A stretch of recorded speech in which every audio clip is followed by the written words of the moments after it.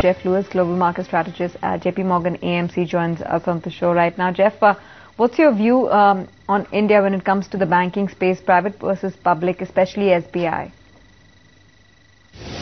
Well, we have always had a strong preference for the private banks in India.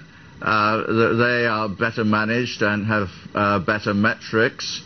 And I think in the long run, they will actually take market share away from the public banks. There has been a trend in that direction, although it's been a pretty gradual trend. So we haven't really changed our views there. We are much happier investing in the private bank sector in India, even if valuations might appear stretched. We think that valuation gap is actually justified. Summarize the risk profile for investors over the next 3 months, Jeff. Will we see a risk-on trade in lieu of what's happening in Europe, the US, and with the dollar as well? Well, I think we've seen this risk-on, risk-off pattern now for quite some time, which has been driven by policy hopes, which are then dashed relatively quickly. Another major intervention by the ECB could perhaps trigger a brief rally, but what we have seen there is that liquidity simply buys a few months' time. It does not offer permanent solutions to the problems. One of the problems, of course, is that euros can freely flow from one national authority to another, because that is the whole nature of a monetary union. So capital flight across borders is obviously taking place. Deposits are moving out of weaker countries such as Spain, even Italy to some extent, and certainly Greece, where deposits are now down 25% compared to where they were a year ago. And there is nothing that national central banks can do to prevent this, because they have no control over their own interest rates.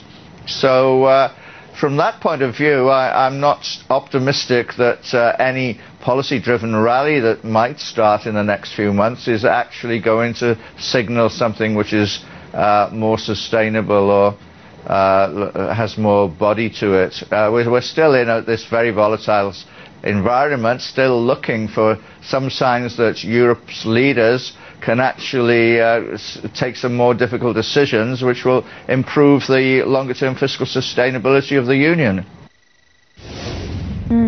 Give us a sense then on emerging markets, and especially your view on India as far as emerging markets are concerned, from an FII perspective of the kind of flows you see over the next 6 months as we close out 2012. Well, that is a good question. We would like to think so, that at some point, after all, Europe was not a great contributor to global growth. Even in the good times, Europe's growth lagged behind.